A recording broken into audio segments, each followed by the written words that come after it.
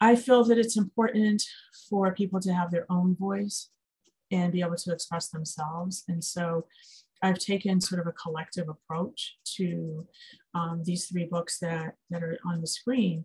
So these are called anthologies, where you have multiple people that contribute a section or a segment or an essay or whatever it might be into a book, and then you assemble it and create a sort of a one piece that has a cohesiveness to it, but the writing is done by other people. And so this is important if you are interested in the history of, even if it's the history of your family, or if it's the history of your neighborhood, or the history of your school or your church or whatever it might be, you can collect stories from other people, encourage them to either write the story on their own, or maybe you can sit down and interview them and you can write the story for them, but you can get a lot of different voices into one piece. So the other thing that I've done with some of my writing is to tell the stories of a group of people. So instead of focusing on only one person or sort of one theme, which were the focus of the anthologies, you can create work that tells the story of a group of people. And so Tate and His Historic Dream is a fictional, sort of historical fiction kind of book that is fiction because it's an imaginary, a made-up boy who has a daydream where he meets and interacts with 28 different historical figures. And so those people are real, but he is not real. And so it's kind of a mixture of factual information and then just sort of fantasy.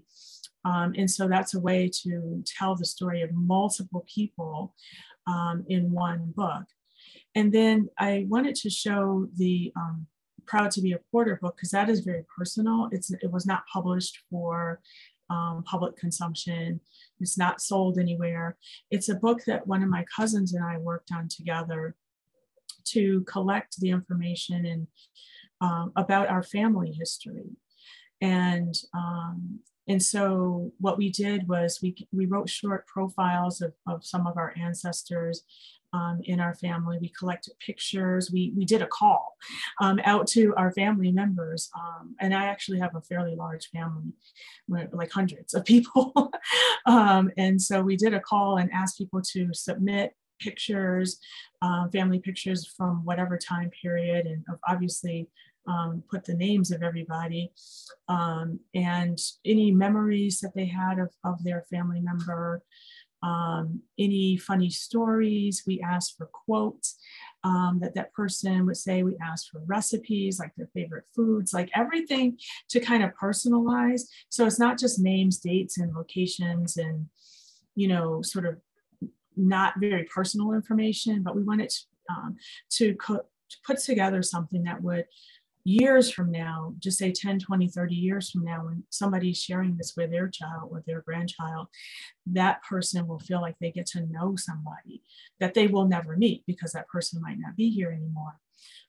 And so I encourage people to not feel like they want to write something in order to be published by a major publisher or even self-publishing. You don't have to have that as the goal. You can write something and assemble it and put it together and print it for just yourself or just for 10 people. I think that's just as important as anything that you might want to create for the general public. And then the books that I've done about my great-grandmother, obviously about her, one person, capturing her life story. But what I did in Ida B. the Queen was about her, but I also incorporated a lot of other people to show the legacy of her life. And the reason I chose to do that is because there are several biographies that had already been written about my great-grandmother. And so I felt like why reinvent the wheel? Like, why would I want to write something that's kind of already been written? And so to distinguish what I created, I decided to take the approach of summarizing her life, but then also adding information about what happened to her family. I'm here alive today, so I can tell what happened after she died. And then also, and she died in 1931, so 90 years ago, she died, so 91 years ago. So a lot has happened since she passed away. And so I wanted to kind of not just make it about, you know, this is her life and then she died in the end. I wanted to kind of bring it into the current.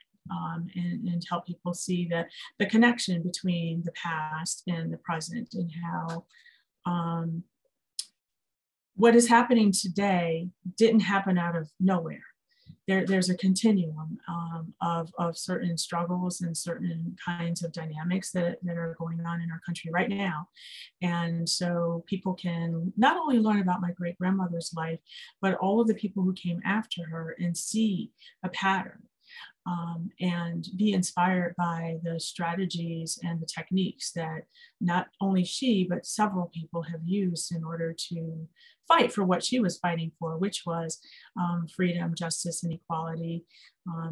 She was born into slavery in 1862, and she died during the Great Depression. And so she lived for a 68-year period of our country's history when there was an enormous amount of challenges and enormous amount of change.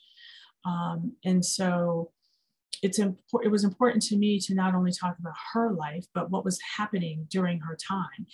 You have to put people into the space that they were living in order to kind of help understand why they did what they did, and what they had to work with in order to achieve what they did.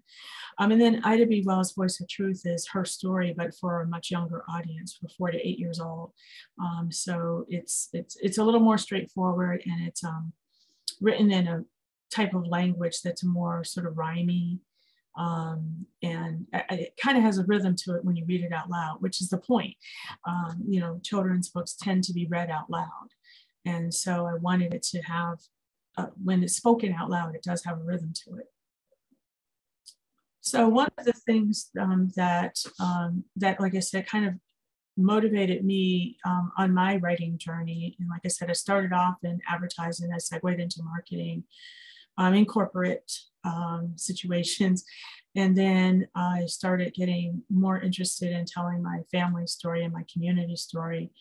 And part of it was that in my professional journey, a lot of times I was the only person or one of few who looked like me. And so it kind of made me really conscious of who I am. That's kind of different than most of the people that are around me. And I think it's very important to be clear and be proud of who you are. And so this is a writing exercise to decide, you know, to really think through, like, who are you? You know, how do you define yourself by race, ethnicity, religion, gender, age, and, you know, there's a whole lot of things you can think. If you're the only child, if you're a middle child, if you're, you know, I mean, there are just a lot of things like that you can think of that can be considered sort of labels of who you are. And then where you're from. And like I said, this kind of affected me in sort of giving me the impetus to get involved with writing, because where I'm from is the South Side of Chicago, which is a huge part of who I am and why I am the way that I am. And I have run into a lot of situations where people have misconceptions about what the South Side of Chicago is. And so, but that's part of who you are. And so you want to think about, like, how has your environment shaped who you are? How do you define yourself based on where you're from? So these are things that you can use as a writing prompt to kind of think through how you define yourself.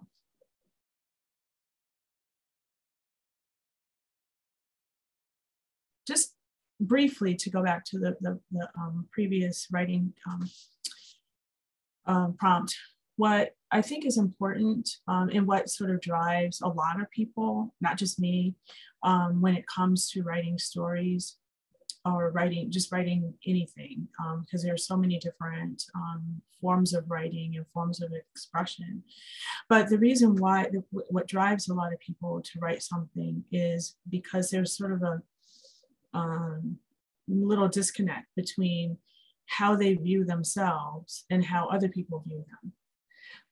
And so this is what this particular prompt is about, is to, if you want to think of a person, a community, an organization, or a group, or a location that fascinates you, and you want to write information about that, I think a lot of times, you know, if you really think about probably a lot of the stories that you might like, they might be about either somebody who comes from a similar background to you, and you sort of feel affirmed by reading their work, or also you can learn about somebody who comes from a different place than you and just be exposed to other stories. But the idea is to write about something that is fascinating to you, because if you're not fascinated by it, then you're not going to really write that much. So think about a person or a community, and like I said, okay, I'm proud South Side Chicago. That is my community. Okay, and I'm an African American woman, and I am the oldest of three, siblings in my family. I only have brothers. I don't have any sisters. There are a lot of things that, if I just went down the list of, like, the community that I come from, groups that I was part of. So just think about those things of where you are and which of those you would like to learn more about. And you can write for this prompt what you already know, or what you find fascinating, or what you would like to learn more about.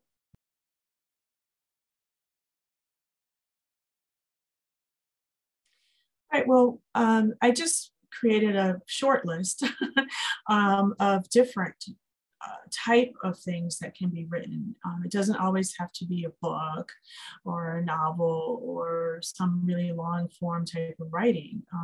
You can write lyrics for music if that's your thing. You can write an essay, and essays can be short. They can be 1 page or 2 pages, or you can write a short story, which would be fiction. If you want to get into longer, you can write a novel, or you can write poetry, which is kind of related to music lyrics. Sometimes poetry can be put to music. Or you can write a play or screenplay.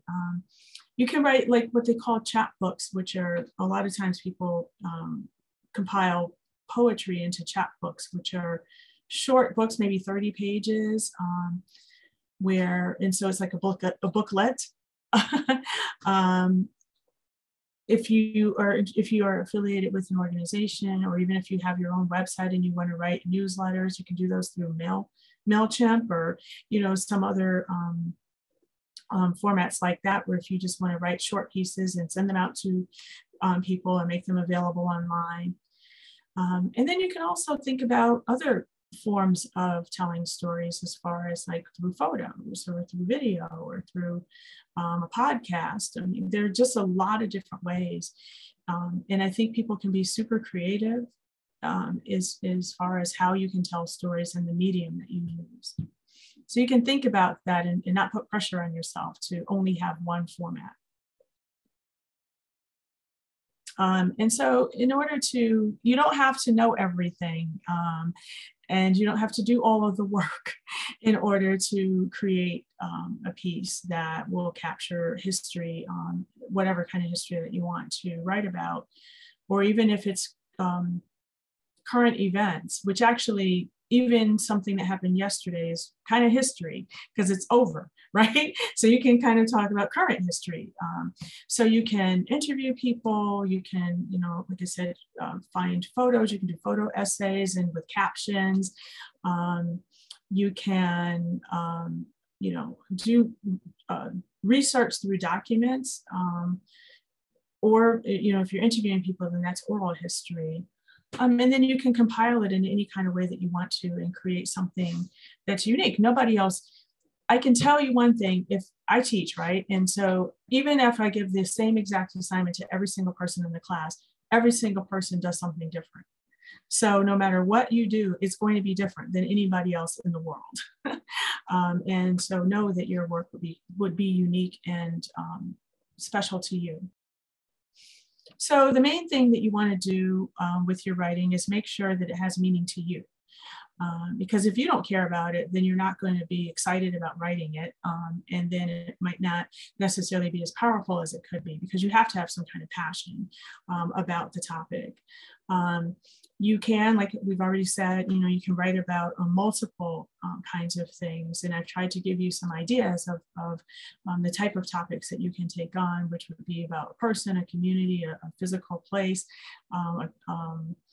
an institution. I mean, there's just a lot of different things that you can write about. And one thing I really think is important for people to know if you want to actually publish is the largest part of writing is editing. You're not going to publish the first thing that you write. So write whatever you want to, and then focus on editing and making it better. And then just make sure that you have fun and that it brings you joy. For those of you who have questions, thank you for submitting them. You can actually stay connected with Michelle. So all of this information will be in the chat. So her Twitter and Instagram is @MichelleDuster. Facebook, it's @MLDWrites. And her website is www.mldwrites.com.